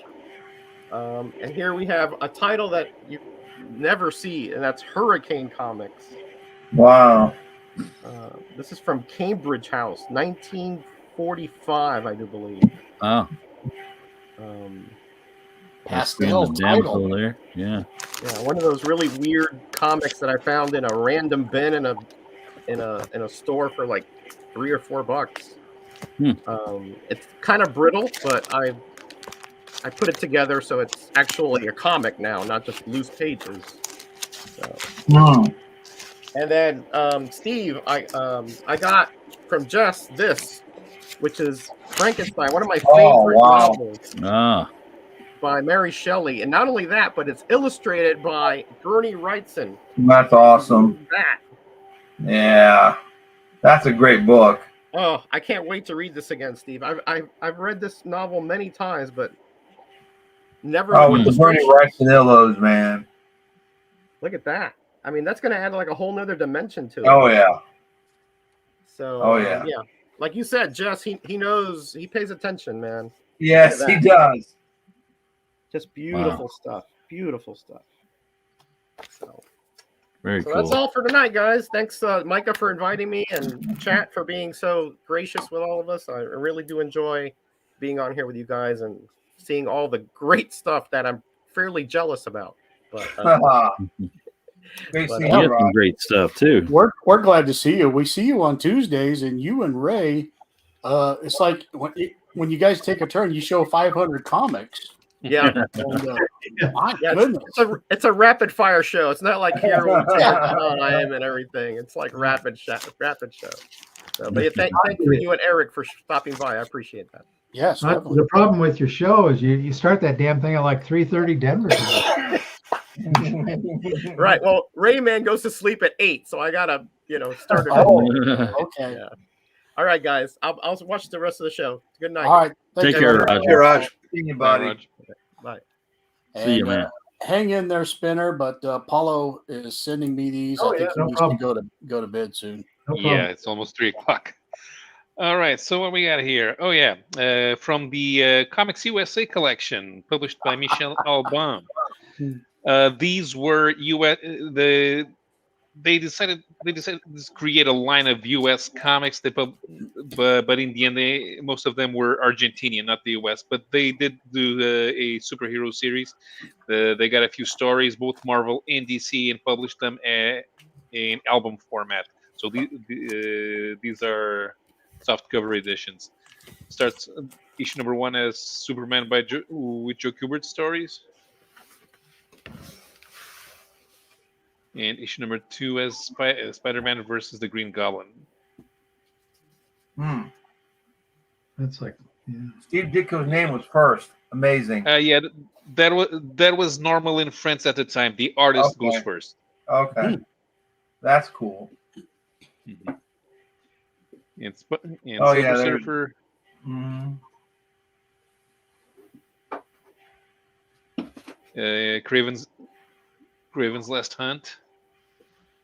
This one had to come out in 3 different volumes because this one only has the first two parts of the story.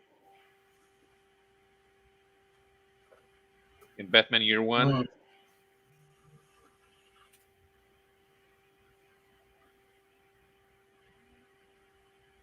the Wow. Superman annual, yeah. So you can see it's the same thing. Dave Gibbons' name goes first. Mm-hmm.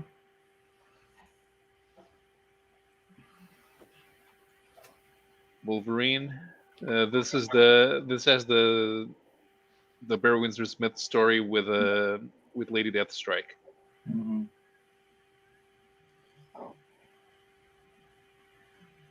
Oh, Marshall. And some nice Doctor Strange from the Roger Golden. Stern era.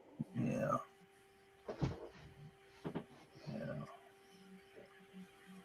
And the first Punisher miniseries. Very nice. But they got the covers from the Punisher magazine. Mm-hmm. This one had to come out as the 3-volume set as well. And they were not sequential. They would publish if you had to break up the story into 2 or 3 different volumes. You'd put one out, then you'd put 1 or 2 of another character out, then you'd put the continuation of the story that you had started. Okay. There you go. Yeah. They put out like 6 albums of the Shadow from this era. That's awesome. The Master Man. And Frank Miller, Daredevil.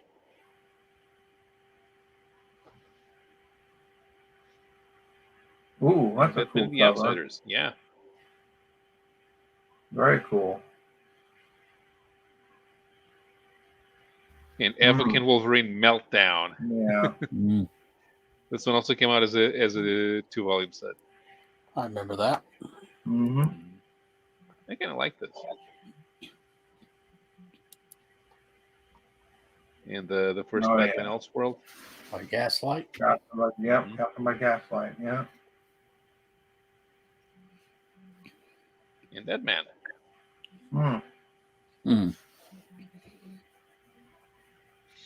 And that's it from this series. But this lasted for a while. There are about 50 volumes of these. So this is Super J. They tried reprinting albums with serialized stories. So they have a bunch of them. You'll find the name Tony Stark in there. There's actually a modern Western called Tony Stark in France, came out in the 80s, has nothing to do with Iron Man. And I think the artist who created the series didn't even know there was a superhero called Iron Man.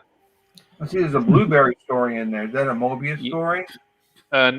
It's not Mobius. When it's Blueberry, it's Jean Giraud. Mobius is exclusively for the science fiction stories. Okay. Wow, their Air Force has 2 guys, huh? Yeah, this is Dan Cooper. Too late for that joke, I guess. Yeah. Nah, I'll try again tomorrow. Yeah, this is another issue. This is Julie Wood. She was a spin-off from Michel Vaillant, an American motocross racer, but her series didn't last long, so they moved her to the Michel Vaillant stories, and she became Steve Warson's girlfriend. Steve Warson being Michel's American teammate in Formula One.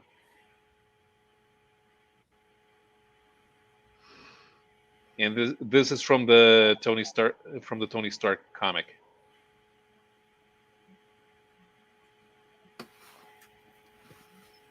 And that's enough for today. All right. All right, so I'm going to bed now. But first, let me plug Saturday at 6 Eastern. I'm going to do a birthday stream.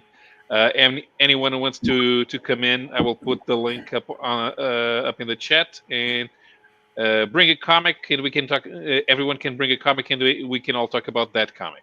Huh. Cool. All right. Okay. See you later. See See ya. you, buddy. Thank you, man. Bye bye. Right. Great stuff. And as Jackson Whitworth says, I wouldn't be kidding that way if Ranger Slimer. He should be here next week, by the way. So we're hopeful. There's an old joke, don't attack the Air Force by an evening because the guy goes home at 4:00. But anyway, would have been funnier 20 years ago, I guess. So. All right, Spinner. Okay. Batman 33. Uh-oh. Oh, Robin. Now, Oh. Gerald now Ford. Gamble, this one was only 10 cents on the cover, so it's not as good as your $7. Really. Isn't that usually cats doing that, not Robin? Uh-huh. Yeah. Fair amount of Nice. items in the stack.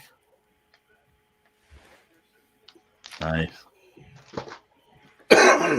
There's another Walt. Oh, look at that. Come on.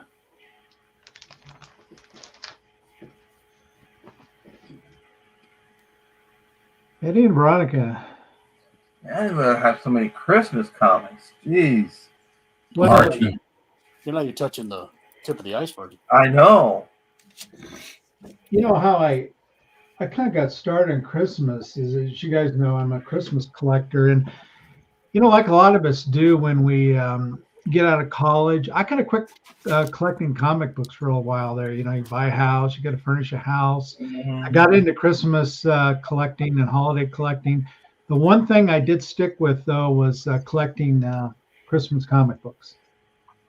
So, and I probably started collecting Christmas comic books, I'm going to say in around 1993. Oh, okay. Wow. So I've been at They it were for a long so cheap. time.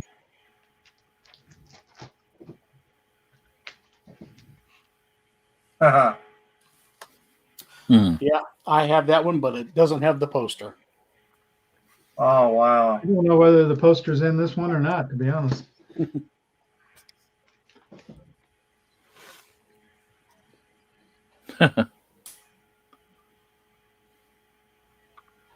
There we go.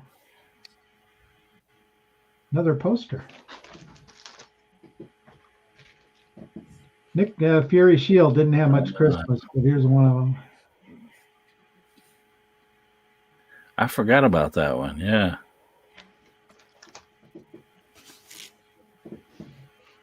Little Little Lulu. hell's this goddamn camera doing? Crap, I've been drinking again. Let's see if I can. Well, I don't know what's wrong with this stupid thing. Almost. There you go. It's a Whitman variant. Oh, okay. Another Santa Claus Funnies. Like I told you guys, I ran across a stack of these in San Diego Comic-Con in the 90s, file copies. Yeah, they're nice. They're in nice shape.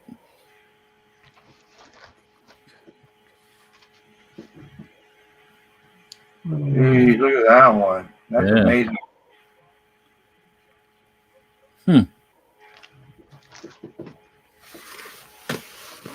And of course, Archie is just a ton of Christmas stuff. Mm. Those pants Veronica's got on.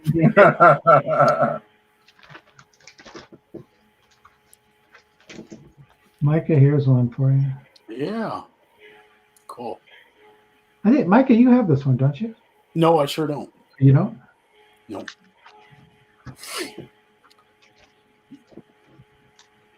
Ah, there you go. Yeah, Jambo likes long lists. Let's see, I got 3 more here. A little more Betty and Veronica.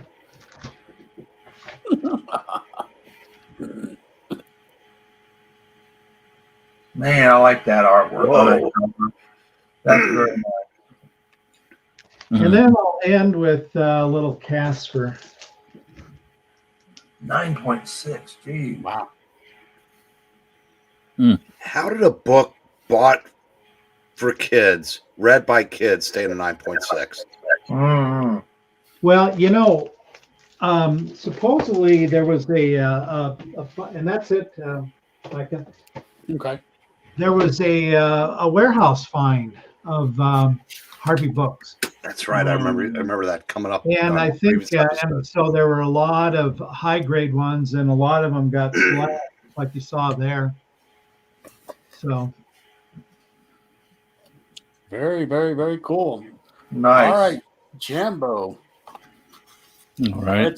Let's let Jackson see Betty for a while. That'll make me happy. That'll make his Christmas. Well, Steve, I was telling you my Elric #1. I let a friend have and never got it back, but I did get a British version. It's really worn out, as you can see, of the Dreaming City. But the funny thing about this one was it had a cigarette ad in it. Yeah. I don't know when they did that. I guess the 60s when it was out. So yeah, it's right in the middle. That's Stop and have a cigarette break, right? That's right. So, are you still friends with the guy that? No, I never see him. No. So here's some Quorum stuff. Okay. I don't know if you've read these or not, Steve. No, I haven't. But if you like Elric, you'll love these. These are awesome. Okay. I like Really the good. comic book. And this one's signed by Michael Moorcock. Oh, that's On the cool. inside. Wow. Yeah. So Man. open around. And here's the whole first set of books. There's 3 of them in this Swords trilogy. And I would recommend that. It's really good reading. Okay. And here's the second series. It's a 3-part wow. series. Look at that. That's something. Yeah. And so, yeah, I was digging out the Michael Moorcock stuff and the Hawkwind stuff. Okay.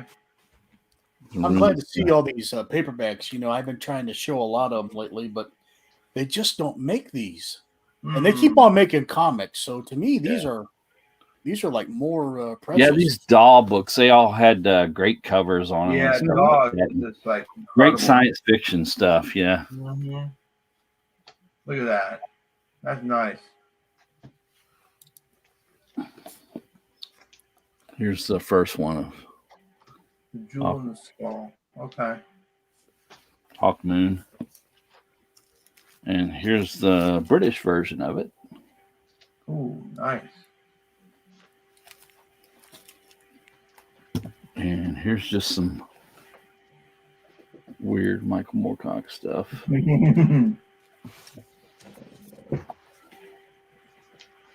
Eternal Champion. Very nice.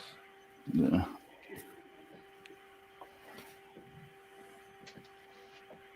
Wow. Yeah. It's Frazetta cover there. And he did his own version of John Carter. Okay. And it was pretty cool too. I enjoyed it. That's very cool. I have to pick these up. Lord of the Spy. Oh, that looks neat. Yeah.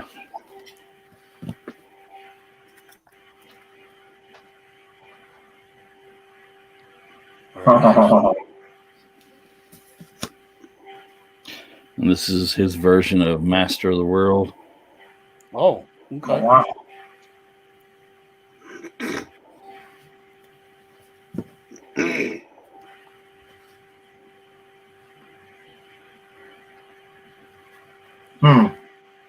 Michael Whalen did a lot of these too. These covers. That looks nice. Virtual Infinity.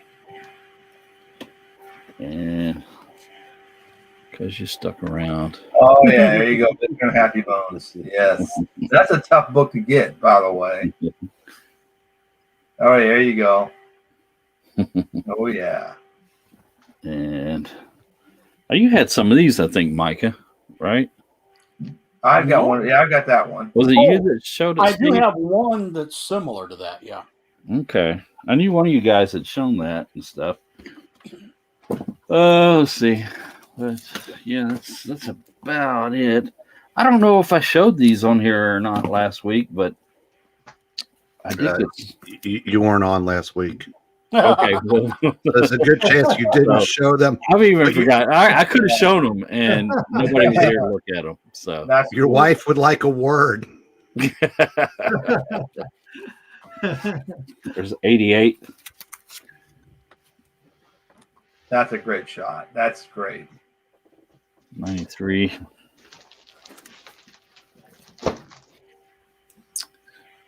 85. Uh-oh. Let me get the drop on the Ranger. Mm-hmm.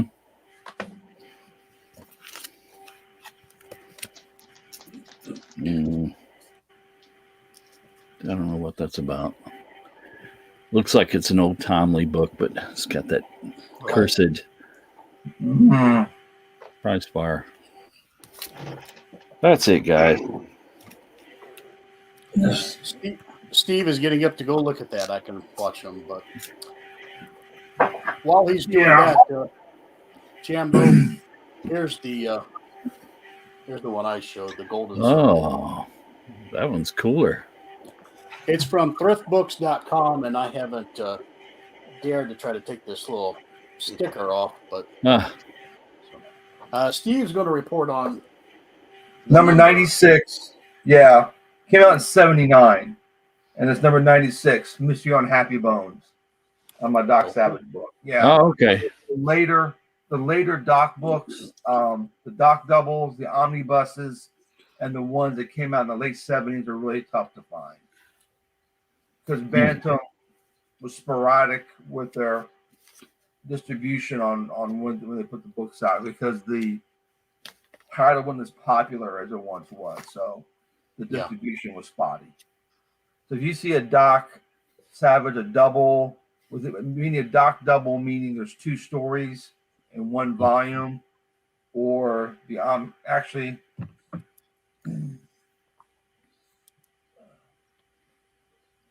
this is what an omnibus looks like. It's got numerous stories Okay.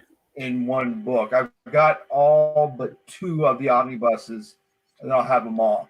They range between $20 up to like 150. I've seen them very. People are crazy. They're all over the place with the prices. So don't just jump on if the price is not right. Just wait. You'll find them. So are these older stories in those, or are they more recent stories? They're the pulp stories. Okay. Yeah, the reason they put so many in Even there, the better. Doc became a digest, and there were thinner stories in the late 40s. So they're able to put more than one in a thicker volume. Okay. And the Doc double. Let's see.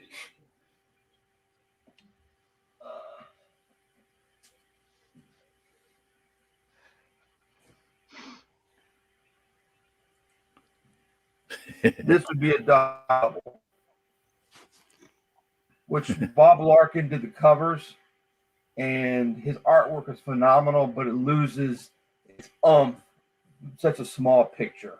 Yeah, it's still cool looking. Mm-hmm. But these are the Doc doubles. These are tough to get to because they're put out in the late 70s, early 80s. So you find these for a good price, around $10, pick them up because they're like I said, they're tough to find. The stories are not as I'll good. keep my eye out. Doc is no longer the heroic figure. He shows fear. He judges himself. He thinks he's got mental issues because he's so stoic for all these years, and the facade starts to break down in Doc, where, like I said, he shows fear. He second guesses himself. The rest of the men, the Fabulous Five, are no longer really with him. You only see one hand mostly. Yeah, it's really weird. There's a transition from them being these ultra heroic characters to fallible. It's really weird.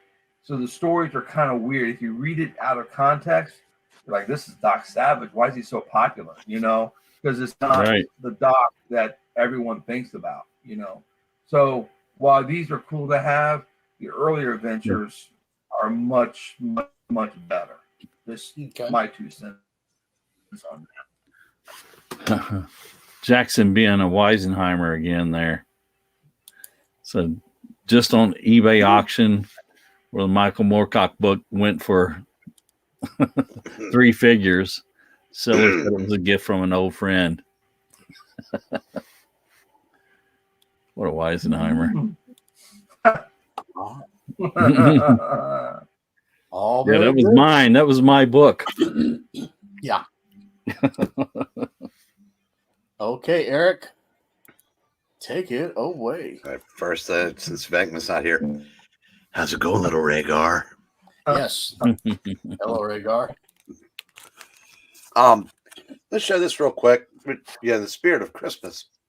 This is a weekly series that DC started last week, and in true DC fashion, the 4th issue will come out 3 days after Christmas, but you know, or 1 day after, whatever. But this is actually fun.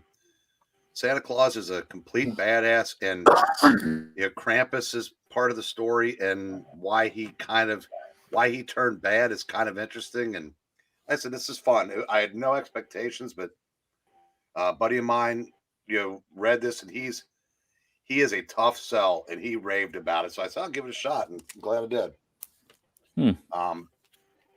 And Dave, when you showed that comics cavalcade, I think that's what it was. And I said that he read that on his channel last week. In the thumbnail, he had Alan Scott say, "I'm totally looking at your boobs," and then hashtag not gay yet. So, speaking of not gay yet, here's Chili, number 16. She was repurposed as a woman-hungry lesbian because, of course, she was. I guess this would, yeah. If Roger wants to go to the 51 through 100, I started for him with this great cover. We should just probably take a moment to enjoy. Boy, look at the time. It's time for love. Yes, there we go. I don't know why it keeps popping. Oh, probably because Steve's coming and going. Here's the Joe Kubert DC special. Yeah, I don't know what's going on. Yeah, easy. There's some good stuff out there. You just have to look harder. It's kind of like music. Yeah, it's you have to sift through a lot of crap to get to something worth reading. Defenders 101 and 129.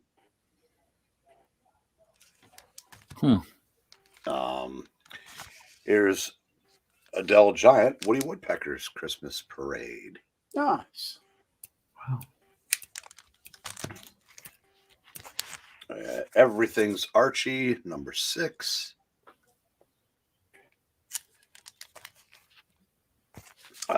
Number 12.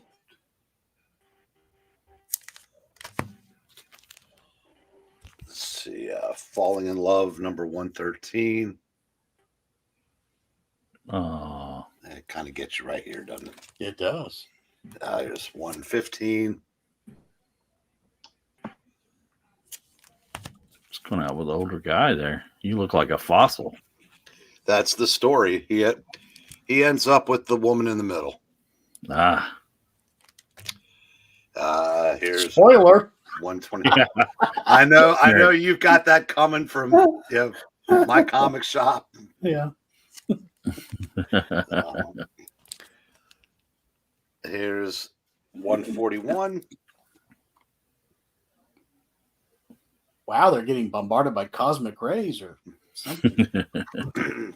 I think I might have shown these a couple weeks ago, but then again, I said I can't remember. Cool. You Those are great. Show that every week. Here's number 8. This was an actual really good story. It's 3 parts. Here's number 13.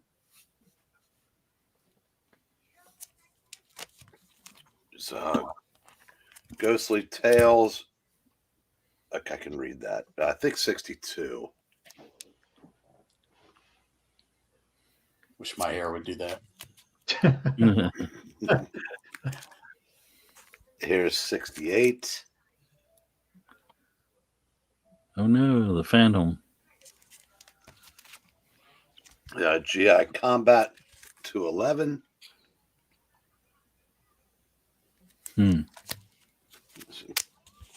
Hey, Oh, wow. that's a big Richie head there. Oh, House of Mystery 254. nice. And gee, if I don't say it to you guys enough, Oh, no, it's kind of choking me up here. 109. so he doesn't know he's kissing? Wow. No, don't want to ruin another one for you, Micah, but the girl in the glasses gets him at the end. Oh, wow. The old Florence Nightingale effect. You can turn that one down when it gets in the mail. 110. She has great hair. Is 112. Let's see. Close on a couple Josies. Here's number 12. Wow. And number 24. Oh, cool. And That is nice. that concludes today's broadcast. And Grateful Dog is here just in time. Well, Hey, by the we way, do great goodbyes. So yes. By the way, Spinner, I noticed your Comic Cavalcade. Was that like 100-pager? Because it's 15 cents. Yeah, hold on. Let me. Yeah, they were pretty thick. Yeah, that one is really thick. It should be easy for me to find. It is a huge thick book. I don't remember if it was in a slab. I'm not asking you to break it out. No, it's. Just you think it's like 48 or? Oh God, it's. Oh, I don't think it's 68, really, 72, maybe. It's That's really big. thick. Or 100. I mean, Yeah. this is thicker than a typical square bound, but it's a 15 center. But it's a really early. I didn't write it down. It's a really early issue. It's probably one of my I've got a couple of the later ones, and they are pretty thick. Yeah. Yeah. But like I was saying, I always kind of wondered, it looks like they're almost taking the gifts rather than delivering. It's true. Yeah. So.